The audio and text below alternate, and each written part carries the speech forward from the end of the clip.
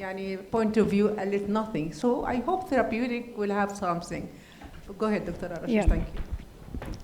مساء الخير على حضراتكم. بشكر الأخ العزيز دكتور سامح توفيق على دعوتي. الحقيقة سعيدة وبحب جدا المؤتمر ده وبحب أبقى موجودة كل سنة. أيوة كده أسهل لي كده كويس. طبعا حظي جميل بالتشير بيرسونز والتقديم الجميل، يعني ميرسي جدا على الكلام اللي كتير عليا قوي قوي، ومبسوطه جدا ان بالرغم من الوقت ريلاتيفلي ليت لكن القاعه ما شاء الله مليانه والحضور جميل. هتكلم عن Adolescent obesity وكان Pharmacotherapy be the answer. And let me open the scene. احنا في اخر اليوم وجعانين. Let me open the scene by asking you this question: which is stronger, the food or our will? عندنا إرادة تفتكروا؟ the food ولا our will؟ the food. خلينا نشوف آخر التوك، نسأل السؤال تاني ونشوف. Okay, and let me take you to a real life case scenario. This is a real life scenario. This is a 13-year-old girl who was born normal. She started to develop progressive weight gain for 6 years. She has some menstrual irregularities. She dislikes sports. She has interrupted sleep and breathing problems because of obesity and apneas. Her father and maternal aunt are obese. Type 2 diabetes in her grandma. She's tall and her BMI SDS is high. And you can see that the waist-hip ratio is large. So she has abdominal obesity. She's in tenor stage 2. Her blood pressure is above 95th percentile, both systolic and diastolic, and I think you can clearly see acanthosis nigricans in this girl. And if you look at the lab profile of this girl, when she presented, she has type 2 diabetes, although she did not have any symptoms apart from being obese. You can see a very high serum insulin, A1C in the diabetic range, high C-peptide, in addition to dyslipidemia and liver enzymes being high. So I think from this story you can clearly see that obesity is only the tip of the iceberg. Most of the patients come with obesity, and then we discover a list of silent comorbidities, which is really important to manage. So the diagnosis of this girl is exogenous obesity, type 2 diabetes, dyslipidemia, hypertension, fatty liver, and she's clearly depressed. And unfortunately, all of us as pediatric endocrinologists and pediatricians even see this sad but common scenario. And we all agree that obesity is a running vicious circle, starting by risk factors, comorbidities of metabolic syndrome, ending by cardiovascular disease. And I think this really reflects the heavy economic burden of obesity, because there are a lot of comorbidities. And when we ask this question, do parents follow healthy lifestyle recommendations or not? ايه رأي حضراتكم لما نقعد مع الأهل ونقول لهم بلاش sweets, بلاش junk foods? Is it easy? Of course not. It's not, unfortunately, no. And I think that this is the real challenge. So when we look at the story of this girl, you can see a long list of challenges ahead. And what we did with this girl is that we put her on a lifestyle program. She failed to lose weight after 1 year of lifestyle modification, and we gave her metformin up to a dose of 2,000 milligrams per day because she had type 2 diabetes. Do you think this girl is a candidate for obesity pharmacotherapy? Who says yes? Can we give pharmacotherapy to such a case? Who says yes? Yes, I think most of you agree. Yes, she is a candidate. Our aim is to shrink the fat cells. This is our aim. And when we look at the obesity management, we have two extremes. The extreme of the lifestyle, which usually fails in most of the cases, and the other extreme is the bariatric surgery. Of course, in children and adolescents, we have to be very careful. We do not refer to surgery except in highly selected cases. And in between lies the pharmacotherapy. And if we look at the obesity treatment pyramid, you can see here we have 3 parts of the pyramid. Below is the lifestyle, in between is the pharmacotherapy, and finally the surgery. And it's very clear that pharmacotherapy fills the gap in adolescent obesity management. If you fail with the lifestyle modification and on the other hand, you cannot refer the child for surgery, sometimes pharmacotherapy could be the solution. And the speed of pharmacotherapy options is growing very fast, especially in the last 2 years. Now, this is the latest clinical practice guidelines published by the American Academy of Pediatrics, and the question was, which age can we offer pharmacotherapy? And the proposed age here is above the age of 12, because below 12 years, there is insufficient data to give obesity pharmacotherapy. And the indications of pharmacotherapy in adolescents with obesity based on the Endocrine Society clinical practice guidelines is after failure of intensive formal program of lifestyle change for 6 months in limiting weight and improving the obesity comorbidities. And of course, it's used plus lifestyle modification by experienced doctor. So the prerequisites are adolescents above the age of 12, in addition to lifestyle program, and after failure of 6-month trial of lifestyle program. And it's really important to balance the risk-benefit ratio. Yes, obesity is risky. There is a very long list of comorbidities, cardiovascular disease. But again, when we look at the pharmacotherapy medications, yes, indeed, we have a lot of benefits limiting the risks of obesity, but there are some side effects as well. And therefore, as doctors, we need to balance the risk-benefit ratio when deciding to start pharmacotherapy. Indian Pediatrics proposed another question: when to stop obesity pharmacotherapy? Now, this is a recent article published in 2023. This is a nice article, and here you can see that anti-obesity drug therapy is termed ineffective if it fails to safely reduce the BMI or the BMI Z-score by 5% after 12 weeks of consistent use and appropriate dose. So if you fail to reduce the weight and the BMI SDS after 12 weeks, this is considered failure and you have to stop. And this is a list of the approved anti-obesity medications in adolescents. Here I'm speaking about adolescents and not adults. You can see that liraglutide is approved above the age of 12 years by FDA and by EMA. Orlistat is approved by FDA and NICE, and there is another list of drugs like phentermine above 16, phentermine topiramate above 12, and recently semaglutide, which is the long-acting GLP analog, again above the age of 12, but it's not yet approved in Egypt. And please remember that metformin is not an anti-obesity drug. It's approved in children above the age of 8 years with type 2 diabetes. And it can be given with insulin resistance, prediabetes, and PCOS. So metformin is not an anti-obesity medication because there is abuse in giving metformin to any obese adolescent or child. We only give it if there is insulin resistance, type 2 diabetes, or other indications. And liraglutide is a once-daily human GLP analog which reduces hunger and increases satiety. And this is a research that showed that liraglutide influences all dimensions of appetite.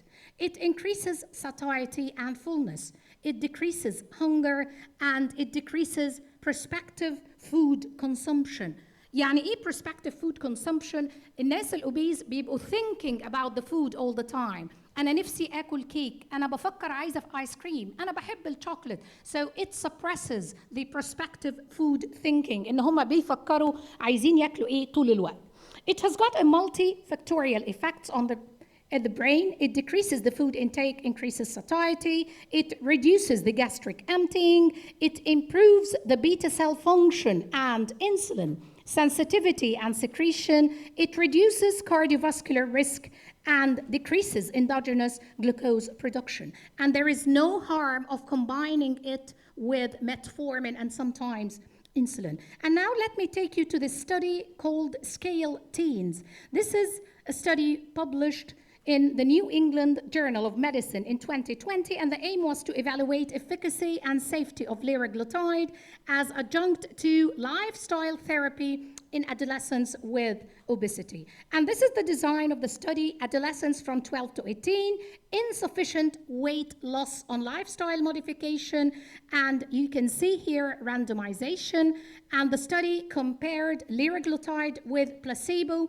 and the end point was at 56 weeks comparing placebo and liraglutide. You can clearly see here liraglutide is the one in dark gray, and the green is the placebo. There was significant reduction in the BMI SDS at 56 weeks in the group that was on liraglutide compared to placebo. What about the overtime BMI SDS? And this is after 56 weeks.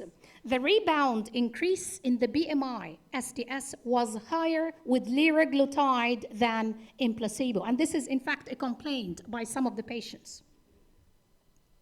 And the BMI percent over time was significantly lower in the group on liraglutide compared to placebo group. Again, after stopping the treatment, rebound increase in the percentage of BMI was higher with liraglutide.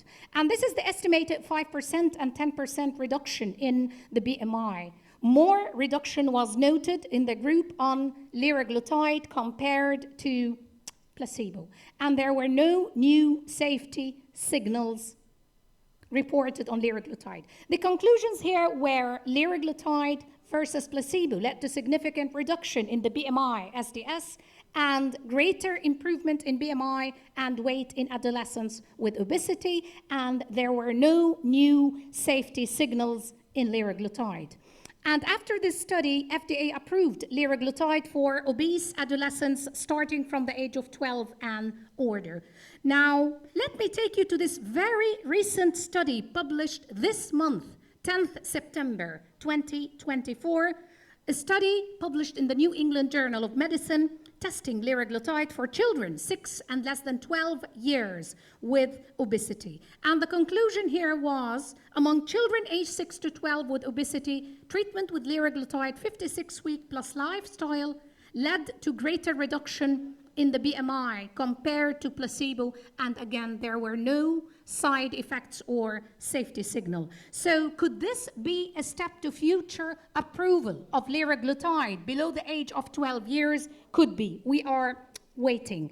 And here you can see significant reduction in the BMI SDS and percentage reduction in the BMI in liraglutide group compared to placebo group in children from 6 to 12 years.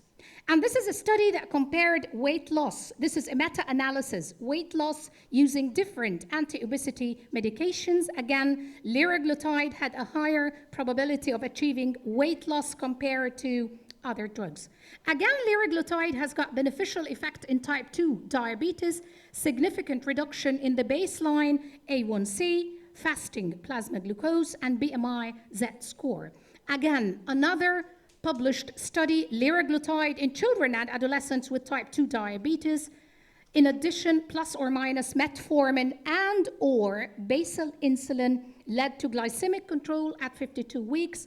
And at that time, FDA approved liraglutide for children with type 2 diabetes from the age of 10. But be aware that in type 2 diabetes, the maximum dose is 1.8 milligrams per day. It's not 3 milligrams like the anti-obesity. Again, the clinical practice guidelines published in 2023 by American Academy of Pediatrics clearly stated that liraglutide is FDA approved as a long-term treatment of obesity with or without type 2 diabetes, could be combined with metformin and or insulin above the age of 12, and we are waiting for further approval after the study that was conducted from 6 to less than 12 years. Another study showed once weekly semaglutide. This is a once weekly among adolescent, 2.4 milligram, led to greater reduction in the BMI compared to placebo. أنا دقيقتين بس، okay?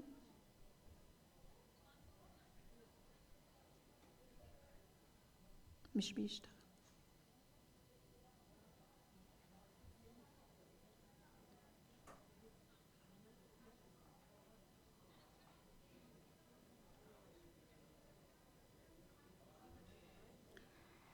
And this was the time after FDA approved once weekly semaglutide for obese adolescents above the age of 12, but till now it is not applied in Egypt. Of course, we all know the orlistat, a very old medication, inhibits gastric and pancreatic lipase. It blocks systemic absorption of dietary fat excreted in stools, and of course, it causes oily diarrhea.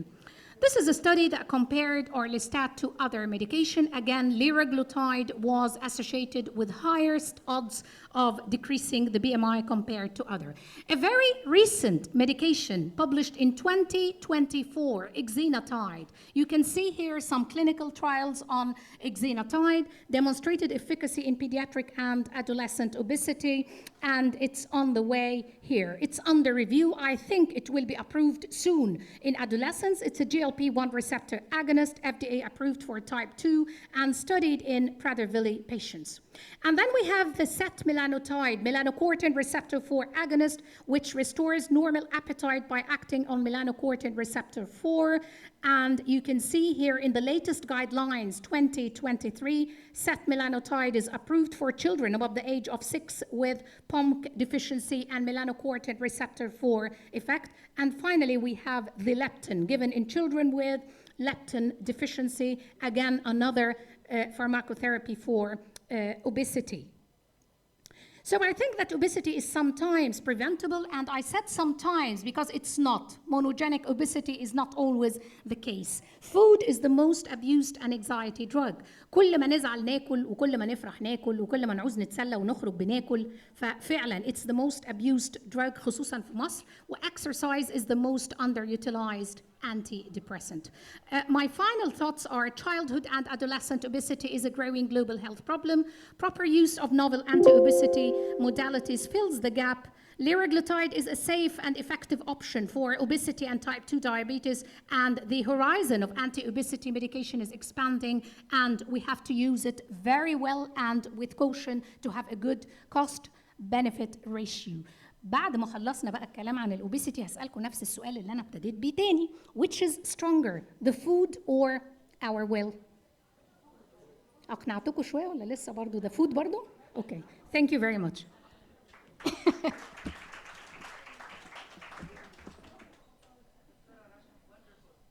Thank you دكتورة سناء. أنا مش سامعة حضرتك, مش سامعة. كده اوكي؟ كده حلو. كنت بقول wonderful طبعا. Thank you. دكتورة رشا, let's get out of the normal exogenous obesity of the adolescents. Did you come across patients with central obesity, especially after craniopharyngioma resection, or Yes. other patients with the Prader-Willi, for example? Did we use, of course you came across these patients, all of us. I mean, did you try these medication on them or not yet? And would you think it will be effective or not? يعني to be honest, طبعا it's not FDA approved, yes, but sometimes they really couldn't stop eating. فعلا, they really, خصوصا ال Prader-Willi patients زي ما حضرتك بتقولي, وبتوع ال craniopharyngioma بعد ال surgery, they couldn't stop eating. I have tried it personally في ال Prader-Willi patient and it improves. يعني it's satiety, they feel better. But what I saw is that they eventually could have surgery, خصوصا ال syndromic obesity. They are really difficult to stop the appetite. You know, because lots of them die from Pickwickian. Yeah. They are Pickwickian and they die out of it. Yeah, Thank yeah. you. But it's Any really questions? difficult. Any questions from the Dr. Nermin?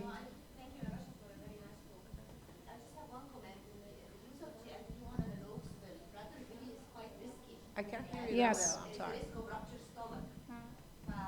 لا, it's not routine طبعا ولا FDA approved خالص.